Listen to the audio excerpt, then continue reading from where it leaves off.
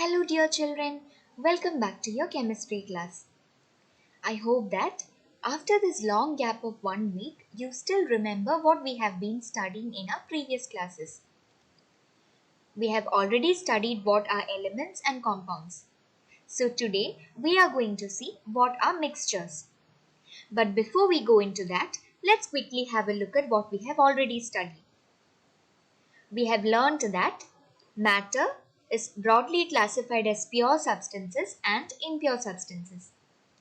Pure substances are those which contains only one kind of particles or similar kind of particles, while impure substances or otherwise mixtures are those which is made up of two or more different kinds of particles. We have already learned about the classification of pure substances, that is elements and compounds, in detail in our previous classes. So today we are going to see what are impure substances and how are they classified. Do you all remember this slide?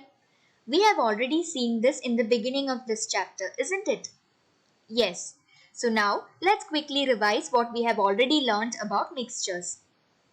Mixtures are impure substances which are made up of two or more different substances, as you can see here in the picture. Unlike compounds, mixtures are mixed in any proportion. And it is to be remembered that each of the substances that are present in a mixture will retain its individual properties. We have seen the example of this mixture, iron-sulfur mixture, in our previous class.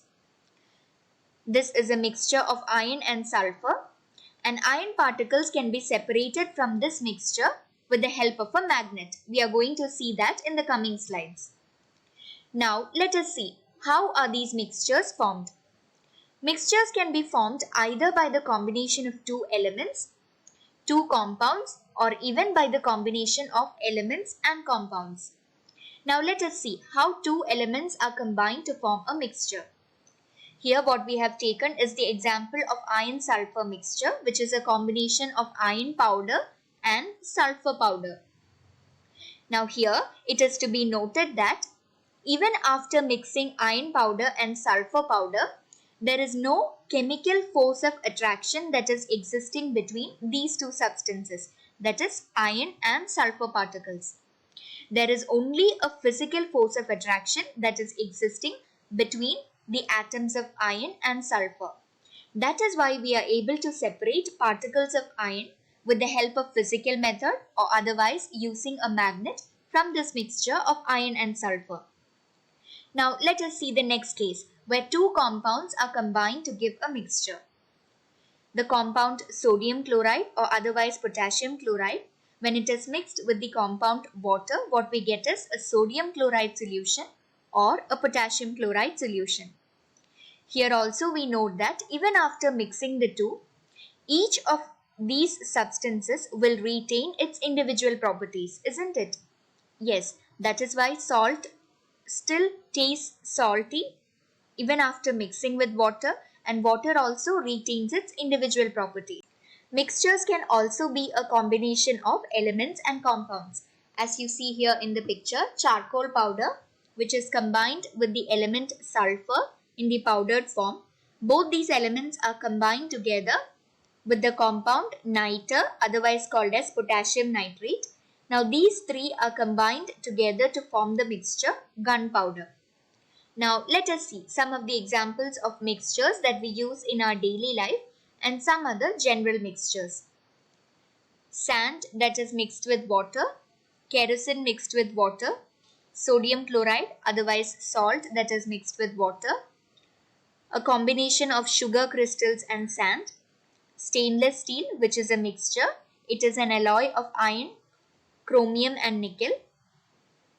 Soil, which is also an example of a mixture, which is a combination of various minerals, liquids, gases and also various other living organisms. Fruit juice is an example of a mixture. Bronze, which is an alloy of copper and tin. Brass, as you see here, this is again an alloy of copper and zinc. This is milk, which is an example of mixture. As you know, milk, which is made up of milk fat. various proteins and carbohydrates, and also it contains water. Now let us see how are these mixtures classified. We have already learned that mixtures are classified as homogeneous mixtures and heterogeneous mixtures. Now let us begin with homogeneous mixtures. Homo means same. So in case of homogeneous mixtures, it has got same composition throughout the mixture. And also each of the components that are present in a homogeneous mixture are uniformly mixed throughout the mixture. Now let's take the example of a homogeneous mixture, that is salt mixed with water. We all know what happens when salt is mixed with water, isn't it? Yes, it dissolves in water. So therefore we get same composition throughout this mixture of salt solution. And also each of the components, that is salt and water, these are uniformly mixed throughout the mixture of salt solution. Let's see some other examples. Sugar mixed with water, same is the case when salt is mixed with water. Alcohol and water. We all know what happens when alcohol is mixed with water. Yes, they mix very well. So what happens? It has got same composition throughout the mixture, and also the components, that is alcohol and water, are uniformly mixed throughout the mixture. Now let us see the case of heterogeneous mixtures. Heterogeneous mixtures are just opposite to homogeneous mixtures. Hetero means different. So in case of heterogeneous mixtures, it has got different composition and properties throughout the mixture. And also each of the components that are present in heterogeneous mixtures are not uniformly mixed throughout the mixture. Let's take the example of sand and sugar. Now what happens when sand is mixed with sugar? We know that when they are mixed together, some part of this mixture will have more of sand and some other part will have more of sugar. So this means that it has got different composition and properties throughout the mixture. And also the components, that is sand and sugar, are not uniformly mixed throughout. Now let's take the example of chalk and water. Now what happens here? We all know that when chalk is mixed with water, they do not mix well. So which means the components, that is chalk powder or otherwise chalk solid, these are not uniformly mixed throughout this mixture of chalk and water. Same is the case of kerosene and water. When we try to mix kerosene and water, kerosene will form a layer on top of this liquid, isn't it? Yes, and this shows that the components, that is kerosene and water, are not uniformly mixed throughout the mixture, because we are here able to differentiate between kerosene and water, and it has got different composition and properties throughout this mixture. Same is the case of oil and water. What happens when oil is dispersed in water? As you see here in the picture, these are not mixed well. Some part of this mixture will have more of water and some other part will have more of oil.